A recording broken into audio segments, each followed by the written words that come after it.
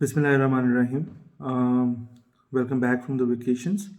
आज हमारा दोबारा से ऑर्गेनाइजेशन बिहेवियर का एक थ्योरेटिकल लेक्चर होगा और आज का लेक्चर जिस चीज़ के ऊपर मौजूद है वो वर्क प्लेस पर्सनैलिटी के ऊपर मौजूद है। सबसे पहले पर्सनैलिटी को इन जनरल डिस्कस करते हैं कि पर्सनैलिटी क्या होती है।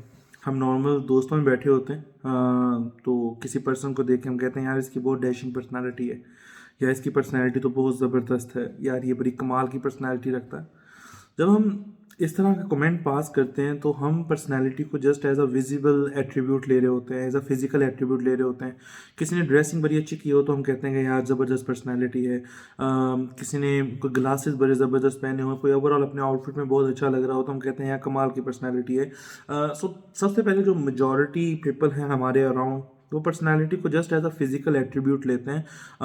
तो सबसे पहले ये डिस्कस करने की ज़रूरत है कि आया कि पर्सनालिटी सिर्फ और सिर्फ एक फिजिकल एट्रीब्यूट है। इसकी डेफिनेशन पर्सनालिटी की करें तो उसमें पता चलता है कि पर्सनालिटी सिर्फ और सिर्फ एक फिजिकल एट्रीब्यूट नहीं है। फिजिकल एट्रीब्यूट के साथ ज़्यादा जो इसमें प्रोपोर्शन है वो एक साइकोलॉजिकल एट्रीब्यूट का भी मौजूद है। तो ये आप कह सकते हैं कि साइकोफिजिकल एट्रीब्यूट्स जो कि किसी पर्सन की इनर एंड आउटर सेल्फ को रिफ्लेक्ट करते हैं, डेट इज़ बेसिकली पर्सनालिटी। ठीक है ना। और ये मजमूआ है। पर्सनालिटी बेसिकली एक कम्बिनेशन है उसके एटीट्यूड्स का, उसके बिहेवियर्स का और उसकी ओवरऑल आउटलुक का, जो वो किसी भी सोसाइटी में रहते हुए एक पर्सन पोज करता है, उसे पर्सनालिटी उसकी कहते हैं। तो हमने सबसे पहले ये चीज़ क्लियर करनी है कि जो पर्सनैलिटी है वो किसी भी पर्सन का सिर्फ और सिर्फ फिजिकल या विजिबल जो एट्रीब्यूट है वो नहीं होता, जबकि पर्सनैलिटी बेसिकली उसके साइको सोशल, उसके साइकोलॉजिकल और उसके फिजिबल जो फिजिकल एट्रीब्यूट्स हैं उनका कम्बिनेशन होता है कि कैसे वो एक सोसाइटी में रहते हुए सर्वाइव करता है अपनी इन तमाम चीज़ों को यूटिलाइज करते हुए, इसे पर्सनैलिटी कहते हैं। बेसिकली अल्टीमेट पर्पस इस सोसाइटी में रहने का हमारा इसकी सर्वाइवल के साथ है। हम लोगों ने सर्वाइव करना होता है और उन सर्वाइव करने के लिए हमारे अंदर जो हमारी तमाम स्किल्स हैं, हमारे जो तमाम के तमाम यू कैन से स्ट्रेंथ्स हैं, उनको हम प्ले के अंदर लेके आते हैं और उनकी बेस पे हम सर्वाइव करने की कोशिश करते हैं। Personality is basically the combination of all those kind of skills, all those kind of attributes जो हमें उस सोसाइटी में प्रिवेल करने में और सोसाइटी में सर्वाइव करने में हेल्प करते हैं। Those is basically personality. So it is not just about the visible and physical outlook of a person, but ये उसके इंटरनल इनर जो एलिमेंट्स हैं उनको भी साथ में कंपोज करता है, उनको भी साथ में इंक्लूड करता है और ये हमारी पर्सनैलिटी का हिस्सा बनते हैं। So let me summarise the definition of personality. Personality is a combination of different attributes, different खसूसियात का मुरक्कब है। कौन कौन सी खसूसियात? सबसे पहले फिजिकल, हमारी ओवरऑल बॉडी की लुक, ठीक है ना, हमारा उठना बैठना, हमारे क्या नाम है यू कैन से ड्रेसिंग का स्टाइल, ये तमाम फिजिकल या विजिबल एट्रीब्यूट्स हैं। सेकेंड नंबर पे साइकोलॉजिकल एट्रीब्यूट्स, हमारा थिंकिंग स्टाइल, हमारे इसमें बिहेवियर्स, हमारे इसमें एटीट्यूड्स, ये सारी की सारी चीज़ें आ जाती हैं। एंड नंबर थर्ड हमारे सोशल एट्रीब्यूट्स, कि हम सोसाइटी में रहते हुए प्रिवेल कैसे करते हैं। ठीक है ना। जब इन तीन चीज़ों का मुरक्कब किस चीज़ के लिए, जब एक इंसान के अंदर ये तीन तरह के एट्रीब्यूट्स मौजूद होते हैं ताकि वो सोसाइटी में बेहतर तरीके से प्रिवेल कर सके, सर्वाइव कर सके, कॉप कर सके चीज़ों को, इस चीज़ को पर्सनैलिटी कहा जाता है। So it's not just about the visible and physical outlook. Okay, हमने पर्सनैलिटी को डिफाइन कर लिया। अब सेकेंड नंबर पे ये देखने की ज़रूरत है कि पर्सनैलिटी के सोर्सेस क्या क्या होते हैं। एक पर्सन की पर्सनैलिटी है, एक एम्प्लॉय की पर्सनैलिटी। अभी हम पर्सनैलिटी को एम्प्लॉय के पर्सपेक्टिव में नहीं, जेनेरिक पर्सपेक्टिव में देख रहे हैं। तो एक पर्सन की जो पर्सनैलिटी है वो कहाँ कहाँ से आ सकती है, ठीक है, उसके प्राइमरी सोर्स क्या होता है। सबसे प्राइमरी सोर्स एक पर्सन की पर्सनैलिटी का जेनेटिक होता है, हेरिडिटरी होता है। हमें सॉर्ट ऑफ जेनेटिक मिलता है अपने पेरेंट्स से, अपने आबाओ अजदाद से। आप में से कितने लोग ऐसे हैं जो ये सोचते होंगे कि अच्छा यार मैं खुश मिजाज इसलिए हूँ क्योंकि मेरे वालिद या मेरी वालदा में से कोई खुश मिजाज है। या बहुत से लोग ऐसे कहते हैं कि जनाब मैं गुस्से वाला इसलिए हूँ क्योंकि मेरे खानदान में बड़ा गुस्सा है, मेरे वालिद साहब बड़े गुस्से वाले हैं, मेरी वालदा बहुत गुस्से वाली हैं। सो बेसिकली हम में से बहुत से लोगों के डिफरेंट एट्रीब्यूट्स, चाहे वो फिजिकल हो, चाहे वो सोशल हो, वो साइकोलॉजिकल हो, हमारे पेरेंट्स से आता है। ठीक है ना। तो पर्सनैलिटी का जो सबसे प्राइमरी सोर्स होता है वो जेनेटिक्स है। हम ऐसा नहीं कि जो जेनेटिक्स के थ्रू पर्सनैलिटी में चीज़ें आ जाएं आप उनको चेंज या आप उनको मोल्ड नहीं कर सकते। बहुत से लोग अपनी अर्ली लाइफ के अंदर बहुत ज़्यादा हाइपर, बहुत ज़्यादा एग्रेसिव, बहुत ज़्यादा गुस्से वाले होते हैं, लेकिन लेटर ऑन वो अपने आप को चेंज कर लेते हैं। ठीक है ना। वो जैसे जैसे लाइफ में गुजरते हैं पता चलता है कि यार शायद इतना हाइपर होना, इतना अग्रेसिव होना, इतना यू कैन से कि जल्दी तैश में आ जाना, ये सारी चीज़ें ठीक नहीं है, ठीक है ना। वो जो चाहे वो विरासत में वो गुस्सा मिला है, वो ख़ानदानी है गुस्सा, तो क्या नाम है, आप उसको ग्रेजुअली चेंज कर सकते हैं। लेकिन इस चीज़ में कोई दूसरी राय नहीं है कि सबसे प्राइमरी सोर्स जो एक पर्सनैलिटी का है वो हमारी जेनेटिक्स है। हमें हेरिडिटरी पेरेंट्स से मिलता है, जीन्स में मौजूद होती हैं ये चीज़ें और हमारी पर्सनैलिटी का पार्ट बन जाती हैं। वो चाहे फिजिकल एट्रीब्यूट्स हों, चाहे सोशल एट्रीब्यूट्स हैं, चाहे साइकोलॉजिकल एट्रीब्यूट्स हैं। मैंने आपको एक एग्जांपल दी है। बहुत से लोग क्या नाम है, उनके जो फिजिकल एट्रीब्यूट्स हैं वो अपने पेरेंट्स से मिलते हैं। लाइक हम कहते हैं यार इसकी हाइट इसलिए नॉर्मल है क्योंकि शायद इनके पेरेंट्स की दोनों की हाइट नॉर्मल थी, मदर एंड फादर की। अच्छा यार ये लंबा इसलिए है क्योंकि इसके फादर की हाइट बड़ी ज़बरदस्त थी या इसकी मदर की हाइट बहुत ज़बरदस्त थी। अच्छा यार इसके क्या नाम है, बाल कम इसलिए क्योंकि शायद इसके वालिद साहब के भी बाल कम होंगे, ठीक है ना। सो कहने का मकसद ये है कि बहुत सी ऐसी चीज़ें हैं जो हमारे पेरेंट्स से हमें ग्रेजुअली ट्रांसफ़र होती हैं। अगर आप में कोई नेगेटिव एट्रीब्यूट आ जाए, ठीक है ना, तो हम फ़ौरन जल्दी से जल्दी हम उसे क्लासीफाई करते हैं, किसी तरह से खानदान वालों पे डाल दिया जाए।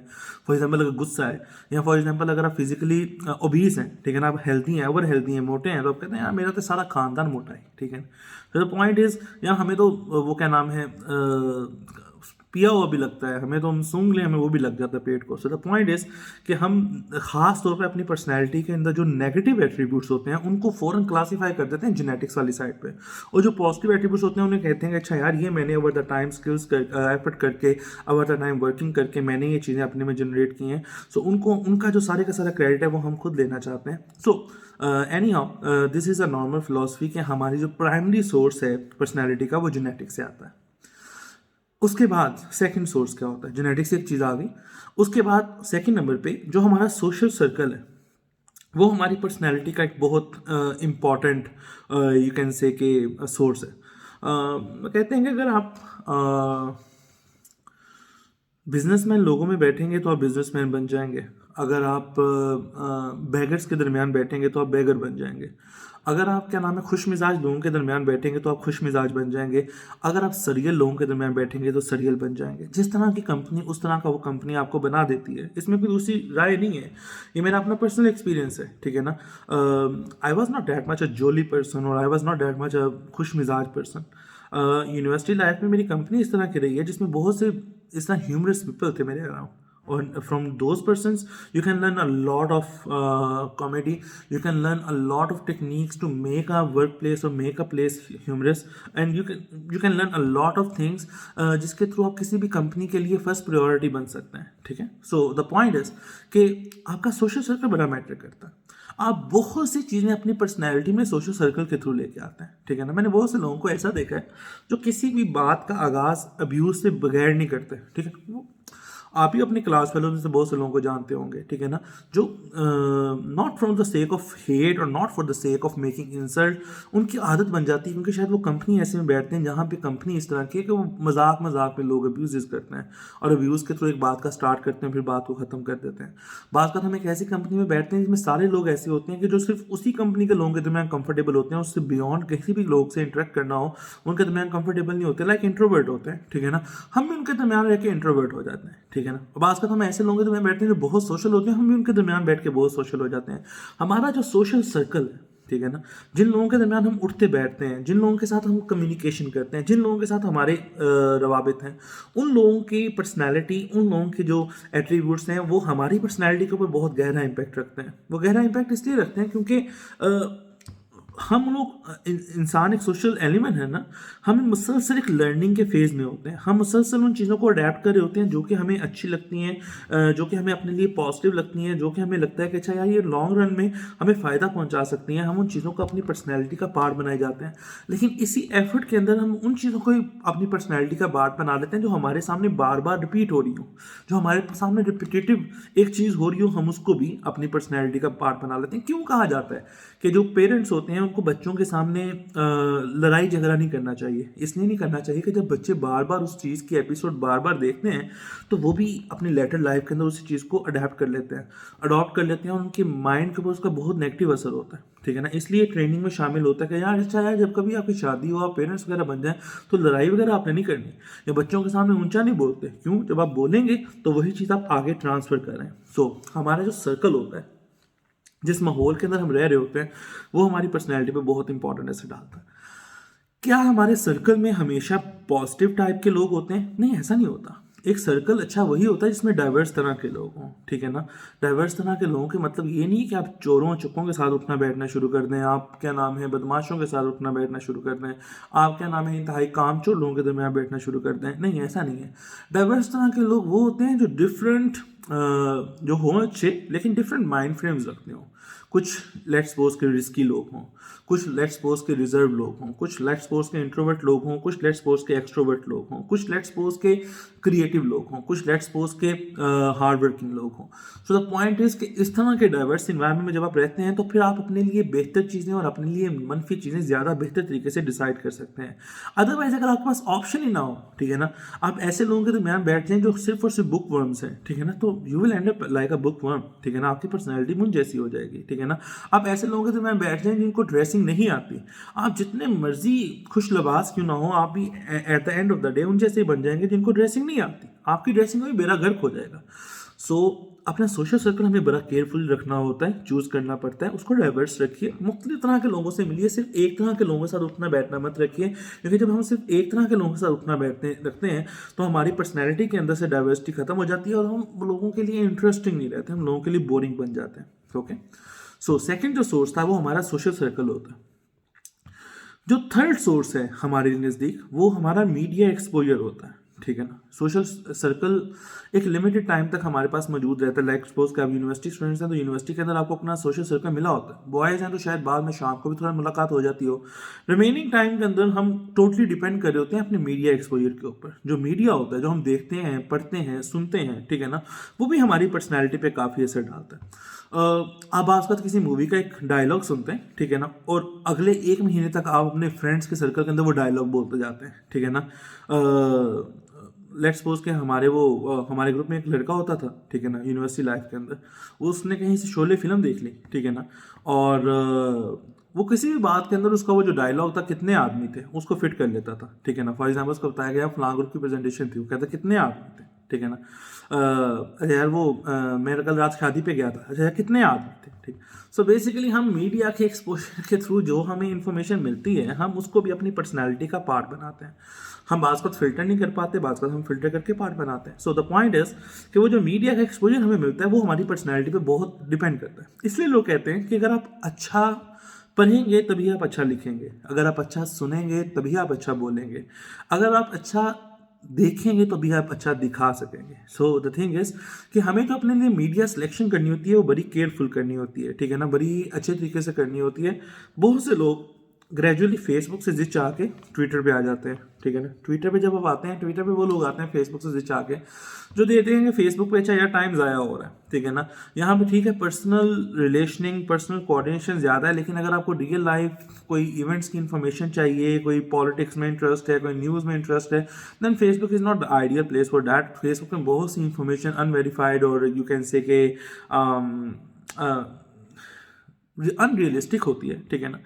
कंपैरेटिवली जो ट्विटर है वो उससे बेहतर थोड़ा सा प्लेटफॉर्म है, लेकिन हाँ हमारी सोसाइटी में हेट स्पीच इतनी ज़्यादा बढ़ चुकी है, आप इसमें इतने ज़्यादा हम लोग पोलराइज हो चुके हैं कि ट्विटर भी अब बेहतर नहीं लगता। आप वहाँ पे जाएं तो गालम गलोच है, अगर आप एक कोई ट्वीट कर दें तो उस पर आपको अब्यूज़ करने के लिए 10-15 लोग हाजिर बैठे हुए हैं वहाँ मार्केट में। तो any how the point is कि हमें अपने लिए मीडिया सिलेक्शन बड़ी अच्छी करनी पड़ती है। मीडिया सिलेक्शन से मुराद क्या है? आप मूवीज़ देखते हैं, आप मूवीज़ इंटरटेनमेंट के लिए देखते हैं, लेकिन अच्छा एक आम बंदा मूवी देखता है ना। अच्छा मैं किस तरह से मूवी को देखता हूँ, मैंने कोई भी मुझे मूवी पता चले कि अच्छा ये लेटेस्ट आई है, मैंने सबसे पहले उसका नाम गूगल करना है। मैंने दो चीज़ों की चीज़ें देखनी है, अच्छा IMDb रैंकिंग है, ठीक है ना, और साथ में रोटन टोमेटोज़ की रैंकिंग है, ठीक है ना। अगर रोटन टोमेटोज़ की रैंकिंग 70% से ज़्यादा तब मैं मूवी देखूँगा, अगर रोटन टोमेटोज़ की जो रैंकिंग है वो 70% से कम है तो मैं मूवी कभी नहीं देखूँगा। चाहे IMDb उसको रैंक कर रहा हो 8.6, 8.5, 8 जो मर्जी कर रहा हो, मैं मेरी पर्सनैलिटी मैं रोटन टोमेटोज़ की रैंकिंग पे रिलाई करता हूँ। कुछ लोग मूवी देखते हैं अपने दोस्तों से पूछ के, वो दोस्त कहते हैं यार अच्छी मूवी है, अच्छा, वो कहते हैं ठीक है देख लेते हैं, उनको रैंकिंग वगैरह से क्या ताल्लुक होता है। कुछ लोगों के लिए अभी मैं लेक्चर दे रहा हूँ तो शायद लोगों के लिए IMDb और रोटन टोमेटोज़ का नाम यूनिक हो, उन्होंने पहले सुना ही ना हो। एनी हाउ कुछ लोग मूवी देखते हैं जस्ट ट्रेलर देख के, अच्छा ट्रेलर देखा अच्छा इंटरेस्टिंग लगा मूवी देख ली है, ठीक है ना। कुछ लोग मूवी देखते हैं अच्छा ये चीज़ देख के अच्छा यार इसको कोई अवार्ड मिला था, ठीक है ना। सो हर पर्सन की मीडिया सिलेक्शन का अपना एक क्राइटेरिया होता है, ठीक है ना। हमें अपने लिए मीडिया सिलेक्शन बड़ी ज़बरदस्त करनी होती है, ठीक है ना। जो लोग CSS करते हैं, जो लोग CSS करते हैं वो कौन से न्यूज़पेपर पढ़ते हैं? वो पढ़ते हैं डॉन इंग्लिश में, ठीक है ना। वो पढ़ते हैं एक्सप्रेस ट्रिब्यून इंग्लिश में, ठीक है ना। वो पढ़ते हैं द न्यूज़ इंग्लिश में। सो बेसिकली वो अपनी मीडिया सिलेक्शन बदल लेते हैं उस टाइम पीरियड के लिए जब वो अपने आप की अपनी पर्सनैलिटी को एक CSS या CSP ऑफिसर एस्पायरेंट की कैटेगरी में चेंज करना चाहते हैं, अपनी मीडिया सिलेक्शन चेंज कर लेते हैं। मैं लेक्चरर हूँ एक बिजनेस एडमिनिस्ट्रेशन डिपार्टमेंट के अंदर। मैं अपने लिए मेरे पास अगर प्रेफरेंस है कि एक मूवी है जिसको जो 90% जिसकी रेटिंग है और 1% मूवी है जिसकी 70% रेटिंग है लेकिन वो बिजनेस के थीम के ऊपर है, I will prefer the business movie, क्योंकि मुझे आगे उसका नॉलेज कन्वे करना है ना, ठीक है ना। उसके नॉलेज को आगे ट्रांसफर करना है और उसके नॉलेज को आगे कन्वे करना है। So that is important for me, ठीक है ना। सो हर पर्सन की मीडिया सिलेक्शन का क्राइटेरिया होता है, लेकिन हमें वो मीडिया सिलेक्शन बड़ी केयरफुली करनी चाहिए, ठीक है ना। आप पाकिस्तानी स्टेज ना में देखने लग जाएंगे तो डेफिनेटली आप जुगते लगाएंगे, ठीक है ना। अगर आप क्या नाम है इंडियन सैड मूवीज देखने लग जाएंगे तो डेफिनेटली आप रात के 11-12 बजे डिप्रेसिव पर्सन हो जाएंगे।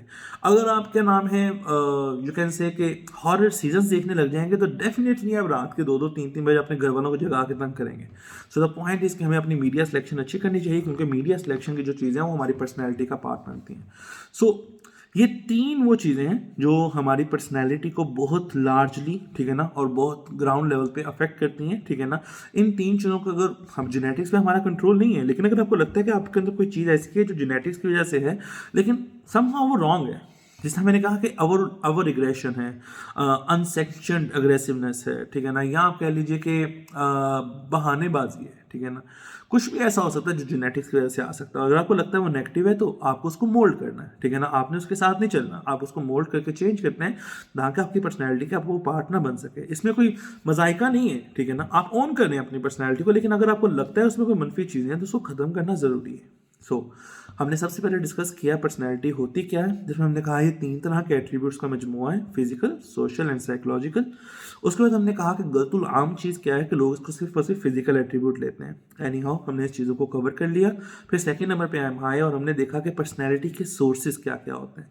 फिर हमने कहा कि पर्सनैलिटी के बहुत से सोर्सेज होते हैं, लेकिन जो मोस्ट इंपॉर्टेंट 3 सोर्सेज हैं उनमें सबसे पहले जेनेटिक्स है, जो हमारे पेरेंट्स से चीज़ें आती हैं। नंबर 2 हमारा सोशल सर्कल है और नंबर 3 हमारा मीडिया एक्सपोजर है, ठीक है ना। तो अगर हम 3 चीज़ों के मतलब क्यूरियस हो जाए तो हम अपनी पर्सनैलिटी को वेल डेवलप्ड और अच्छा कर सकते हैं, ठीक है ना। अब आते हैं नंबर 4 प्लेस पे, पर्सनैलिटी की इतनी इंपॉर्टेंस क्यों है, ठीक है ना। Why personality is important while working in a workplace, ठीक है ना। ये इंपॉर्टेंट चीज़ है। देखिए वर्क प्लेस में कभी भी एक जैसे लोग नहीं हो सकते।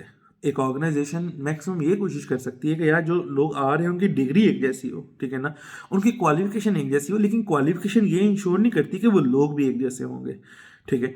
फॉर एग्जाम्पल आप सब लोग BBA कर रहे हैं, ऑलमोस्ट मैं इस वक्त 240 लोगों को पढ़ा रहा हूँ, ठीक है ना। और ये 240 के 40 लोगों आप सब एक डिग्री लेके जाओगे, लेकिन क्या आप अपने physical, social and psychological attributes के लिहाज से सेम हो? आई कैन बेट कि आप बिल्कुल सेम नहीं हो। हर पर्सन दूसरे पर्सन से डिफरेंट होगा, ठीक है ना। तो जब एक वर्क प्लेस में डिफरेंट डाइवर्स तरह के लोगों ने आना होता है तब आपकी वहाँ पे पर्सनैलिटी की इंपॉर्टेंस इसलिए बढ़ जाती है कि आपकी पर्सनैलिटी इस तरीके की हो कि आप वहाँ पे सर्वाइव कर सकें, ठीक है ना।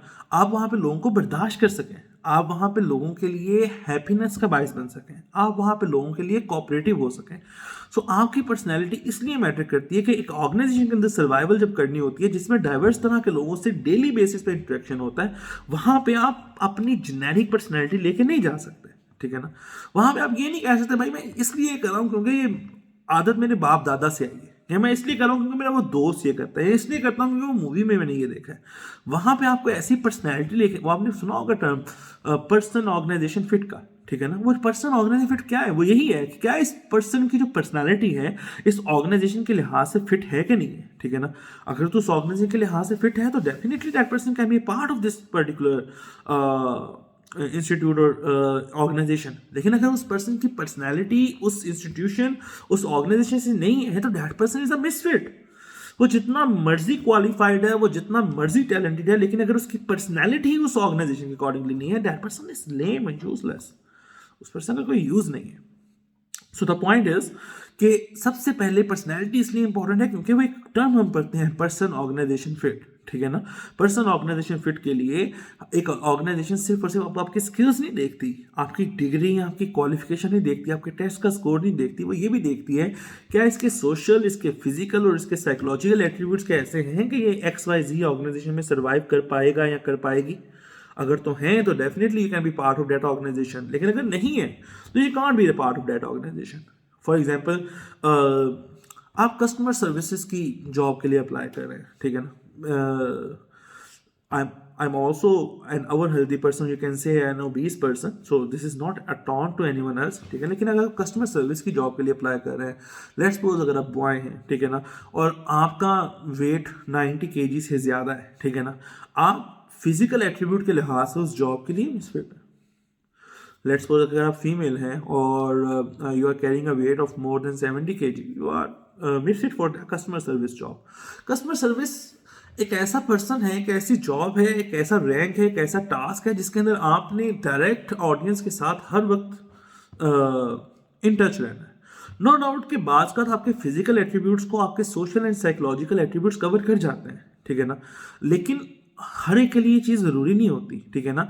वहाँ पे आपने एक तरह से एक विंडो ड्रेसिंग के लिए एक बड़ा ही शानदार पर्सनैलिटी वाला बंदा खड़ा किया होता है। उसकी जो पहली चीज़ देखी जाती है वो उसके फिजिकल एट्रीब्यूट्स, जो देखने वाले को इंस्पायर कर सके, यानी कि उसको मजबूर कर सके उसकी चार्मिंग पर्सनैलिटी की, यार इससे मैंने तमीज से बात करनी है, ठीक है ना।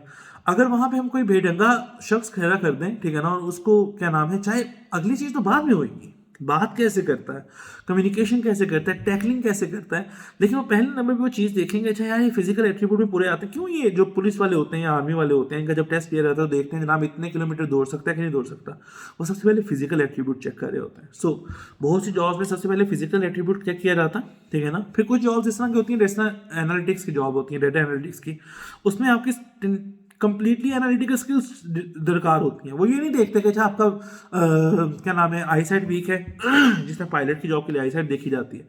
अच्छा वो ये नहीं देखते कि अच्छा जनाब आप दौड़ कितना सकते हैं, वो ये देखते हैं कि जनाब एक कंप्यूटर पे बैठ के एक डाटा के साथ आप क्या क्या कर सकते हैं। That the only thing matters. So the point is कि एक ऑर्गेनाइजेशन के अंदर जहाँ पे आपने सर्वाइव करना होता है, हर ऑर्गेनाइजेशन की पर्सनैलिटी वाइज डिफरेंट डिमांड्स होती हैं। आपकी पर्सनैलिटी उस ऑर्गेनाइजेशन से मैच करती होगी तो आप उस ऑर्गेनाइजेशन का अच्छा पार्ट बन पाएंगे।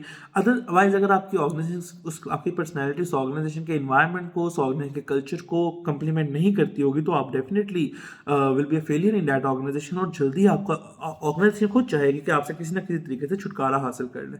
सो this is why personality is important while working in any organization. Okay, either your university is an organization, yeah definitely, your class is an organization, yeah definitely, ठीक है ना।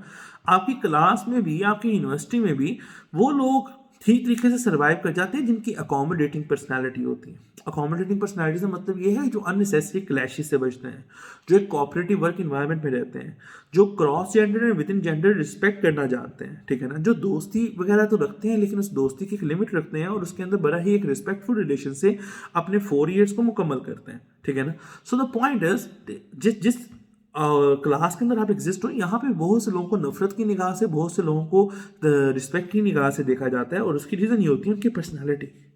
कुछ लोगों की पर्सनैलिटी ऐसी होती है कि जो क्लैशिंग होती है, कि जो हर किसी से क्लैश की तरफ जाते हैं, तो that might be a very very dangerous thing. So anyhow coming to the point, इसलिए पर्सनैलिटी इंपॉर्टेंट है किसी भी ऑर्गेनाइजेशन के लिए, क्योंकि हमें पर्सनल ऑर्गेनाइजेशन फिट को अचीव करना होता है और उसके लिए हमें उस ऑर्गेनाइजेशन के रिगार्डिंग अपनी पर्सनैलिटी को मोल्ड करना होता है। अच्छा, हमारी पर्सनैलिटी किसी और तरह की है, क्या हम किसी ऑर्गेनाइजेशन का पार्ट बनने के लिए अपनी पर्सनैलिटी को टेम्पोरेरीली चेंज कर सकते हैं, and that will be good और नॉट। पर्सनल ऑर्गेनाइजेशन फिट को अचीव करने के लिए इट डिपेंड्स कि आप प्रिटेंड कितना अच्छा करते हैं और कितने लॉन्ग टाइम के लिए करते हैं, ठीक है ना। जब हम प्रिटेंड अच्छा करते हैं और लॉन्ग टाइम के लिए करते हैं तो ऑटोमेटिकली वही चीज़ हमारी असल चीज़ बन जाती है, ठीक है। जो मेरा प्रोफेशन है उसके अंदर मेरे पास जो प्राइमरी रोल है वो कम्युनिकेशन का है। बेसिकली मुझे अपने मोबाइल के ऊपर सारा दिन कम्युनिकेट करना होता है लोगों से। मैं कम्युनिकेट कॉल के थ्रू नहीं करता, मैं कम्युनिकेट मैसेज के थ्रू नहीं करता, मैं कम्युनिकेट व्हाट्सएप के वॉइस नोट्स के ऊपर करता हूँ। आजकल वैसे व्हाट्सएप ने डरा दिया है ये प्राइवेसी सेटिंग, इवन मुझे पता नहीं है कि क्या क्या प्राइवेसी के अंदर ये उन्होंने चीज़ें चेंज की हैं। Still people are talking about Telegram again. पहले भी टेलीग्राम का नाम सुना हुआ था, लोगों ने दोबारा उसके मुतालिक बात करना शुरू कर दिया, इधर this is a good application or not. So let's try it out too, ठीक है ना। आज का हमारा लेक्चर जब हम पर्सनैलिटी के आगे टाइप्स के अंदर जाएंगे तो वहाँ पर भी एक चीज़ है कि नई चीज़ों को ट्राई करना, तो उसको ट्राई किया जा सकता है। नहीं हो तो मेरी जो ज़्यादातर कम्युनिकेशन होती है व्हाट्सएप के वॉइस नोट्स के थ्रू होती है, ठीक है ना। आप लोगों से आप इंटरेक्शन हुआ है तो आप लोगों को भी पता है कि मैं शायद मैसेज पे, अगर आप मुझे मैसेज टेक्स्ट करेंगे तो शायद मैं उसका रिप्लाई वॉइस नोट की फॉर्म में करूँगा। अब वो इतना ही मरतबा वॉइस नोट की फॉर्म में रिप्लाई करते जाते हैं करते जाते हैं करते जाते हैं कि आपकी एक मशीन टाइप टोन बन जाती है, मशीन टाइप एक्सेंट बन जाता है, मशीन टाइप स्टाइल बन जाता है कि आपको ऐसा लगता है कि एक ह्यूमन बीइंग नहीं, एक रोबोट बात कर रहा है। बात का खुद को सुन के ऐसा लगता है यार कि मैं हमेशा अपने आप को ऐसा ही सुनता आया हूं, ठीक है ना। वो क्यों है कि हम एक चीज की प्रिटेंड करते जाते हैं करते जाते हैं करते जाते हैं बोलते जाते हैं, फिर हमारा मूड किस तरह का है, हमारे इमोशंस किस तरह के, हमारे एटीट्यूड किस तरह का, हमारा बिहेवियर किस तरह, सब बाहर में जाए। हम उस चीज को प्रैक्टिस इतना कर चुके हुए हैं कि हमारी वही आदत बन गई है, वही एक्सेंट रहेगा, वही वर्ड्स रहेंगे, वही स्टाइल रहेगा, वही रिदम रहेगा, वही स्पीड रहेगी। सो या अगर आपको लगता है कि एक ऑर्गेनाइजेशन डिजर्व करती है और आप उसको डिजर्व करते हैं और वो ऑर्गेनाइजेशन आपके लिए बेहतर हो सकती है और आपकी पर्सनैलिटी उसके लिए ठीक नहीं है, आप अपनी पर्सनैलिटी को चेंज कर सकते हैं। And that will start from pretending, ठीक है ना। आप प्रिटेंडिंग से स्टार्ट करेंगे, अल्टीमेटली प्रिटेंड करते करते करते करते वो चीज़ आपकी हैबिट और आदत बन जाएगी, आपकी पर्सनैलिटी का पार्ट बन जाएगी। जैसे हमने बात की थी कि एटीट्यूड्स बात का शॉर्ट टर्म रिस्पॉन्सेज होते हैं, जिन एटीट्यूड्स को हम रिपीट करते जाते हैं करते जाते हैं करते जाते हैं वो हमारा बिहेवियर परमानेंट रिस्पॉन्स बन जाता है। सेम गोज हियर कि जिस पर्सनैलिटी को हम पोज करते जाते हैं पोज करते जाते हैं पोज करते जाते हैं, अल्टीमेटली हम वैसे ही बन जाते हैं, ठीक है ना। हम फिर अपना प्रीवियस वर्जन रहते नहीं है। So coming towards the next thing कि हमने देख लिया कि क्यों इंपॉर्टेंट है एक ऑर्गेनाइजेशन के लिए, और नंबर 2 पर्सन ऑर्गेनाइज फिट के लिए क्या हम अपने आप को पोज कर सकते हैं, क्या हम ड्रामेटिक तरीके से अपनी पर्सनैलिटी को एक चेंज डिफरेंट अपना शो कर सकते हैं। तो ये चीज़ हमने डिस्कस कर ली। तो अभी तक हमने डेफिनेशन डिस्कस कर ली, सोर्सेज डिस्कस कर लिए और पर्सनैलिटी की इंपॉर्टेंस एक वर्क प्लेस के कॉन्टेक्स्ट में डिस्कस कर ली।